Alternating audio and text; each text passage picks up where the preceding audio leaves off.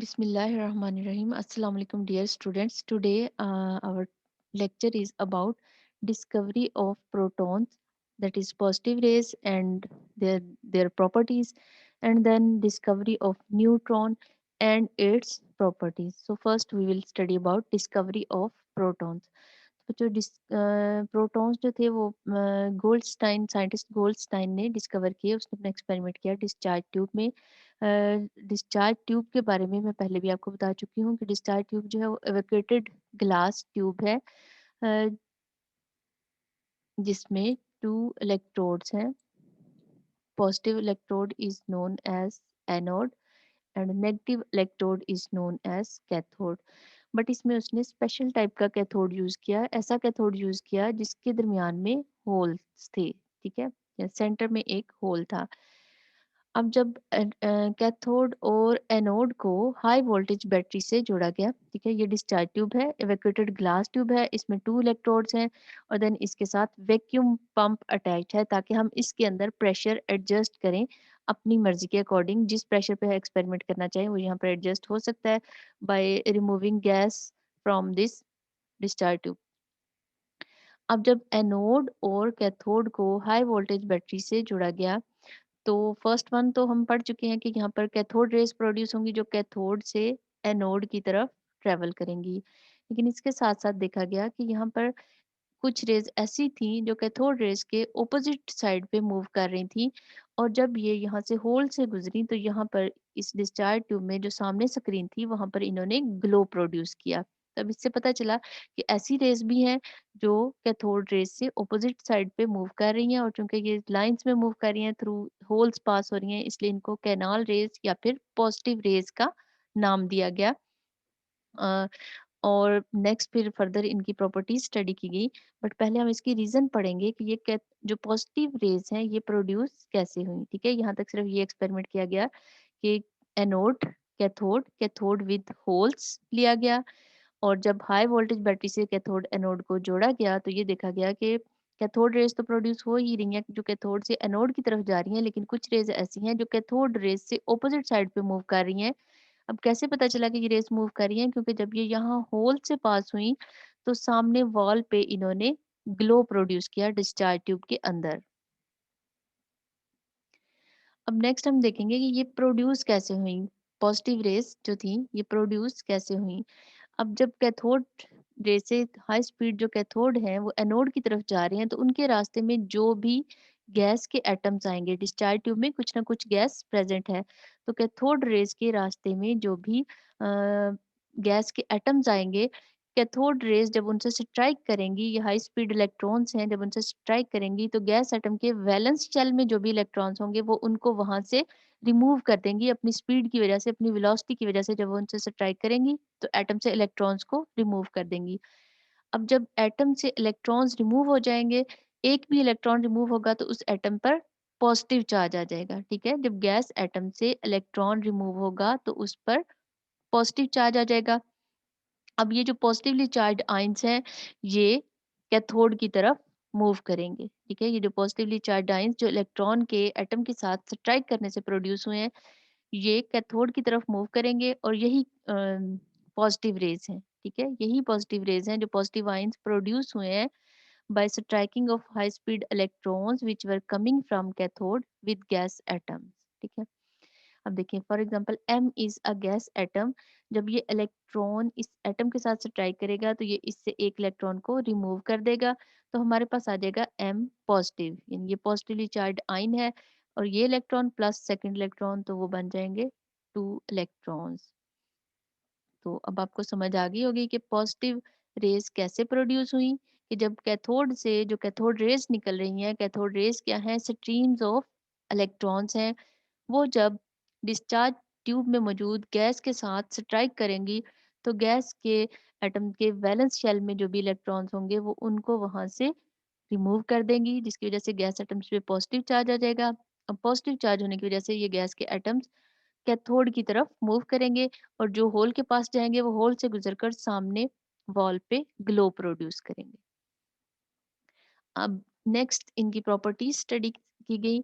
तो जब positive rays की प्रॉपर्टीज़ स्टडी की गई, तो देखा गया कि ये भी कैथोड रेज़ की तरह इलेक्ट्रिक फील्ड से भी डिफ्लेक्ट होती हैं और मैग्नेटिक फील्ड से भी डिफ्लेक्ट होती हैं। ये मैग्नेटिक फील्ड भी इनको सर्कल में मूव कर देगा और जब इलेक्ट्रिक फील्ड में रखेंगे इनको, तो ये पॉजिटिव रेज़ होने की वज़ह से नेगेटिव प्लेट यानी कैथोड की तरफ मूव करेंगी।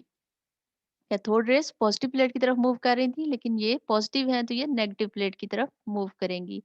नेक्स्ट इनकी प्रॉपर्टी जो स्टडी की गई कि ये जो रेज़ हैं ये स्ट्रेट लाइन में मूव करती हैं और इनकी डायरेक्शन जो है वो कैथोड रेज़ से ऑपोज़िट होती है। कि कैथोड रेज़ कैथोड से एनोड की तरफ जाएँगी, बट पॉजिटिव रेज़ जो हैं वो डिस्चार्ज ट्यूब में ही प्रोड्यूस होती हैं और वो कैथोड की तरफ मूव करेंगी।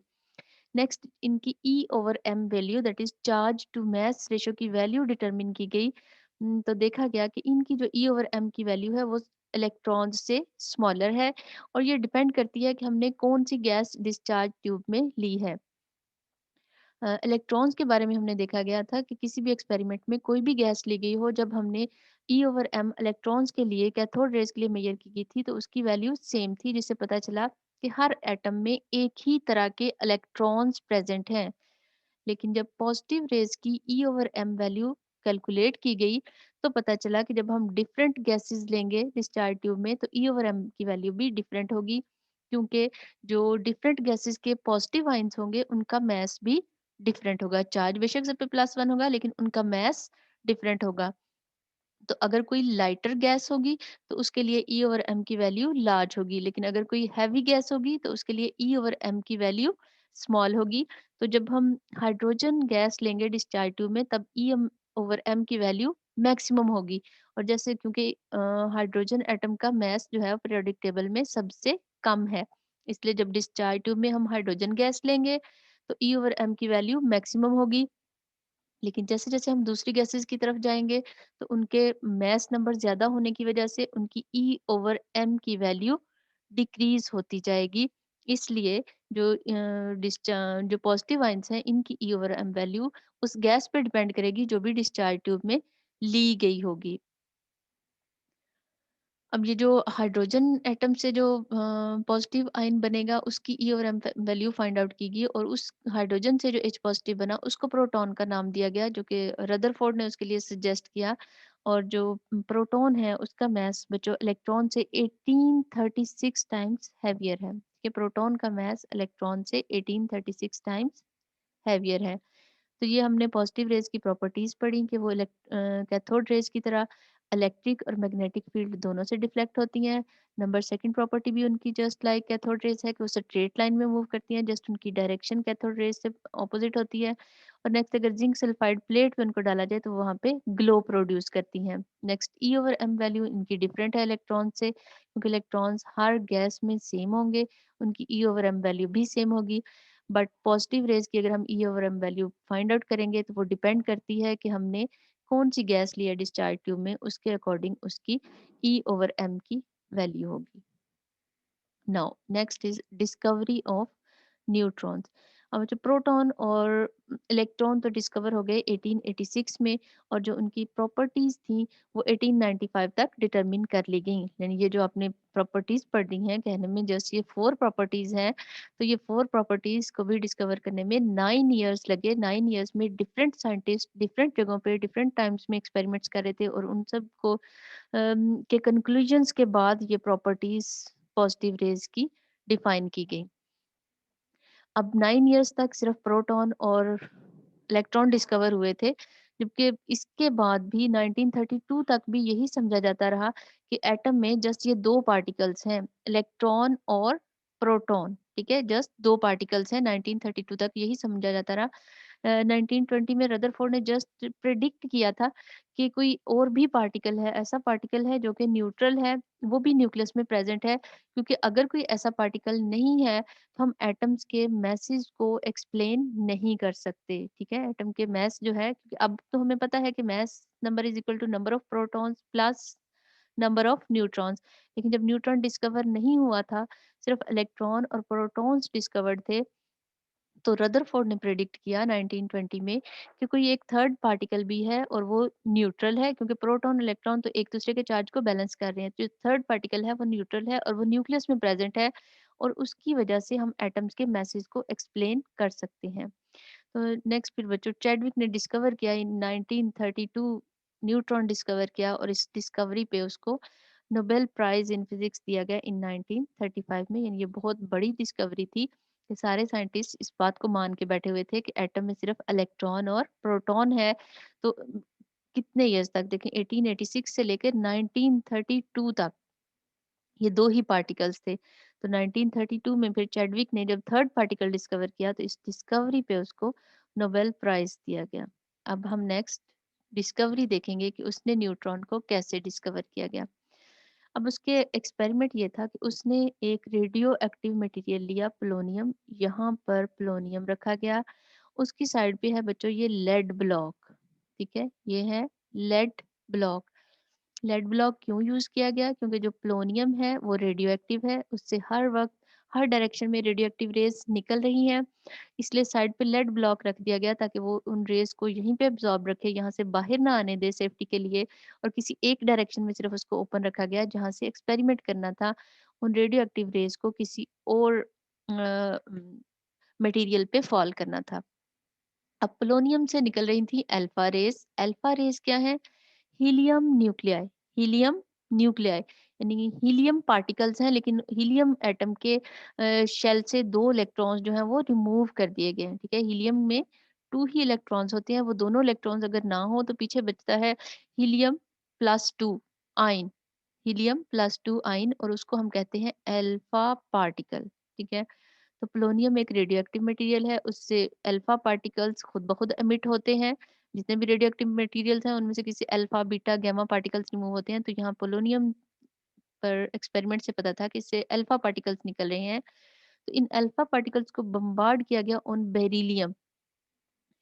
बेरिलियम एटम है atomic number 4 and mass number 9। ये बेरिलियम इसका टारगेट था, ठीक है। अल्फा पार्टिकल्स पोलोनियम से, पोलोनियम सोर्स लिया है, वहां से अल्फा पार्टिकल्स एमिट हो रहे हैं। लेड को सेफ्टी के लिए लिया गया ताकि रेस बाहर ना निकले हर साइड में, और टारगेट मटेरियल है बेरिलियम 4 9। अब जब अल्फा पार्टिकल्स को बेरिलियम पे बम्बार्ड किया गया तो बेरिलियम तो कन्वर्ट हो गया न्यू एलिमेंट में, beryllium was converted into carbon, और उसके साथ साथ कुछ पार्टिकल्स इसमें से एमिट हुए, ठीक है। इन पार्टिकल्स को, ये जो स्मॉल साइज के पार्टिकल्स थे, इनको जब डिटेक्ट किया गया डिटेक्टर से तो पता चला कि ये पार्टिकल्स न्यूट्रल हैं, यानी इन पे ना तो पॉजिटिव चार्ज है ना ही नेगेटिव चार्ज है, बल्कि ये न्यूट्रल हैं। तो न्यूट्रल होने की वजह से इन पार्टिकल्स का नाम न्यूट्रॉन रख दिया गया, ठीक है। ये थी डिस्कवरी ऑफ न्यूट्रॉन के चैडविक ने पोलोनियम रेडियोएक्टिव मटेरियल लिया इन लेड ब्लॉक, उससे अल्फा पार्टिकल्स इमिट हो रहे थे, इन अल्फा पार्टिकल्स को बेरिलियम टारगेट पे बम्बार्ड किया गया। इस उसके बाद टारगेट तो कन्वर्ट हो रहा है कार्बन में, वो मैं आपको बाद में बताती हूँ। लेकिन जो इससे पार्टिकल्स, स्मॉल साइज के पार्टिकल्स इमिट हुए, उन पार्टिकल्स को जब स्टडी किया गया, उनको डिटेक्ट किया गया, तो देखा गया कि उन पे ना तो पॉजिटिव चार्ज है ना ही नेगेटिव चार्ज, बल्कि वो पार्टिकल्स न्यूट्रल हैं, इसलिए उनका नाम न्यूट्रॉन्स रख दिया गया। अब हम ये देखते हैं बेरिलियम 4 9 है, इस पे जब अल्फा पार्टिकल्स He24 को बम्बार्ड किया गया तो बेरिलियम जो है वो कन्वर्ट हो गया इनटू कार्बन 612। 4 प्लस 2 तो एटॉमिक नंबर हो गया 6, जबकि ऊपर 9 प्लस 4 13 होना चाहिए, लेकिन यहाँ पर कार्बन 12 है तो 1 कहाँ जाएगा? In the form of neutron 01, ठीक है। तो इस तरह न्यूट्रॉन्स डिस्कवर किए गए जब बेरिलियम पे अल्फा पार्टिकल्स की बम्बार्डमेंट की गई, तो जो पार्टिकल्स निकले उनको स्टडी करने से पता चला कि वो न्यूट्रल हैं, तो उनको न्यूट्रॉन्स का नाम दिया गया। नेक्स्ट हम न्यूट्रॉन्स की प्रॉपर्टीज देखेंगे। अब जो न्यूट्रॉन है बच्चों, ये फर्दर डिके हो जाते हैं, यानी न्यूट्रॉन्स फर्दर डिके हो जाते हैं इनटू स्मॉलर पार्टिकल्स, और वन न्यूट्रॉन जब डिके होता है तो इससे बनता है one proton, one electron and one neutrino, ठीक है। One proton, one one, one electron, -1 और 0, और वन न्यूट्रिनो इनसे बनता है जब एक न्यूट्रॉन का डिके होता है। नेक्स्ट है कि न्यूट्रॉन जो है वो गैसेस को आयनाइज नहीं करते, ये गैसेस को आयनाइज नहीं करते बल्कि उनके अंदर तक पेनेट्रेट हो जाती हैं और न्यूक्लियस से प्रोटॉन्स को रिमूव कर सकते हैं, ठीक है। इलेक्ट्रॉन्स जो थे वो वैलेंस शेल से इलेक्ट्रॉन्स को रिमूव करके गैसेस को आयोनाइज करते हैं, बट न्यूट्रॉन जो है वो गैसेस को आयोनाइज नहीं करते क्योंकि इनकी पेनिट्रेटिंग पावर ज्यादा है, neutrons are highly penetrating particles. ये न्यूक्लियस के अंदर तक चले जाते हैं और वहां से अपनी स्पीड की वजह से प्रोटॉन्स को वहां से रिमूव कर देते हैं। They can expel high speed protons from paraffins, water, paper and cellophane. इन सब मटेरियल से वो प्रोटॉन्स को न्यूक्लियस से रिमूव कर देते हैं। अब न्यूट्रॉन जो है टू टाइप्स के हो सकते हैं बच्चों, fast moving neutrons and slow moving neutron. उनकी एनर्जी की वजह से हम उनको कहते हैं, अगर 1.2 मेगा इलेक्ट्रॉन वोल्ट एनर्जी होगी तो उसको हम कहते हैं फास्ट मूविंग इलेक्ट्रॉन। लेकिन अगर 1 इलेक्ट्रॉन वोल्ट से बिलो एनर्जी हो तो उनको हम कहते हैं slow neutrons. No, slow neutrons जो है बच्चों वो ज़्यादा इफेक्टिव होते हैं, वो ज़्यादा यूजफुल होते हैं क्योंकि वो कंट्रोलेबल होते हैं और उनको हम यूज़ करते हैं for fission purpose in nuclear reactor. Next है कि न्यूट्रॉन्स को अगर हम प्रोजेक्टाइल के तौर पे यूज़ करें तो उनसे न्यूक्लियर रिएक्शंस भी हो सकते हैं। यानी एक न्यूट्रॉन को दूसरे एटम के न्यूक्लियस पे लेके बम्बार्ड करें तो मे बी वहां से कुछ पार्टिकल्स रिमूव हो जाए और वो न्यूक्लियस एक न्यू न्यूक्लियस में कन्वर्ट हो जाए। फॉर एग्जांपल अगर नाइट्रोजन 714 पे हम बम्बार्डमेंट करें न्यूट्रॉन की तो उससे हमारे पास, तो न्यूट्रॉन जो है वो नाइट्रोजन के न्यूक्लियस से 2 प्रोटॉन्स को निकाल देगा। ठीक है, अब नाइट्रोजन के न्यूक्लियस से अगर 2 प्रोटॉन्स रिमूव हो जाएंगे तो पीछे हमारे पास बचेगा बोरोन 5। 7 से 2 निकल जाएंगे, पीछे बोरोन 5, 11 बचेगा और plus helium alpha particle He24। ये क्या है? अल्फा पार्टिकल है। तो इस तरह न्यूट्रॉन की बम्बार्डमेंट से हम नाइट्रोजन को एक न्यू एलिमेंट में कन्वर्ट कर सकते हैं, दैट इज बोरोन। ठीक है, तो ये इसको हम न्यूक्लियर रिएक्शन कहते हैं। नेक्स्ट जो स्लो मूविंग न्यूट्रॉन्स हैं ये फिशन, न्यूक्लियर फिशन में यूज होते हैं। कि स्लो मूविंग न्यूट्रॉन जब यूरेनियम न्यूक्लियर पे बम्बार्ड होते हैं तो उससे उसको 2 डिफरेंट एटम्स में कन्वर्ट करके 3 न्यूट्रॉन्स निकलते हैं और वो फिर आगे फर्दर चेन रिएक्शन स्टार्ट कर देते हैं। ये हम न्यूक्लियर रिएक्टर में पढ़ेंगे। नेक्स्ट है जब slow moving neutron copper metal पे हिट करते हैं तो गैमा रे रेडिएशंस एमिट होती हैं। ठीक है, ये सारी बातें बच्चों बहुत सारे एक्सपेरिमेंट्स के बाद प्रूव हो चुकी हैं, इसलिए यहाँ पर ये आपको रिएक्शंस दिए गए हैं। कॉपर 2965 है, जब न्यूट्रॉन आके इस पे बम्बार्ड करेगा तो ये कॉपर 2966 में कन्वर्ट हो जाएगा। 65 और 1 क्या हो जाएगा? कॉपर 2966। अब ये कॉपर स्टेबल है बट कॉपर 2966 जो है वो रेडियो एक्टिव है। अब copper radio active copper form होगा प्लस उसके साथ साथ एच न्यू गैमा रेडिएशंस इससे एमिट होंगी। यानी अब कोई अल्फा बीटा पार्टिकल रिमूव नहीं हो रहा बल्कि यहाँ पर गैमा रेडिएशंस एमिट हो रही है। अब कॉपर 2966 ये रेडियो एक्टिव है। अगर इससे एक इलेक्ट्रॉन एमिट होगा, बीटा पार्टिकल एमिट होगा तो ये जिंक 3066 में कन्वर्ट हो जाएगा। अब ये जो यहाँ पे रूल है रेडियो एक्टिविटी में कि जब भी बीटा पार्टिकल एमिट होगा तो जो एटॉमिक नंबर है वो 1 इंक्रीज हो जाएगा। इसलिए यहाँ पे बीटा पार्टिकल एमिट हो रहा है इसलिए इसका एटॉमिक नंबर 29 से 30 हो गया और 30 एटॉमिक नंबर किसका होता है? जिंक का। तो इससे जिंक 3066 फॉर्म हो जाएगा। तो ये भी एक न्यूक्लियर रिएक्शन है कि इसमें भी हम एक एलिमेंट को दूसरे एलिमेंट में कन्वर्ट कर सकते हैं with the help of neutron bombardment. हाँ, इसमें होता क्या है, जो प्रीवियस हमने रिएक्शन पढ़ा है कि उसमें जो न्यूट्रॉन है उसको कॉपर का न्यूक्लियस कैप्चर कर लेता है और कॉपर 2965 से कॉपर 2966 बन जाता है। क्योंकि न्यूट्रॉन एक इंक्रीज होगा तो उससे मैस नंबर इंक्रीज होगा, इलेक्ट्रॉन प्रोटॉन इंक्रीज होंगे तो एटॉमिक नंबर इंक्रीज होगा, लेकिन अगर न्यूट्रॉन ऐड होगा तो उससे मैस नंबर इंक्रीज होगा। तो अब ये कॉपर जो है ये रेडियो एक्टिव बन जाएगा और ये जो रेडियो एक्टिव कॉपर है इससे फिर बीटा पार्टिकल इमिट होगा और एटॉमिक नंबर इंक्रीज हो जाएगा बाय 1 यूनिट। और इन पार्टिकल्स को हम फिर कैंसर ट्रीटमेंट में यूज करते हैं। जी बच्चों, आज हम इतना ही पढ़ेंगे। आज हमने प्रोटॉन की डिस्कवरी पढ़ी और उसकी प्रॉपर्टीज, देन हमने न्यूट्रॉन की डिस्कवरी और उसकी प्रॉपर्टीज पढ़ी हैं। आज के लिए इतना ही। अल्लाह हाफिज।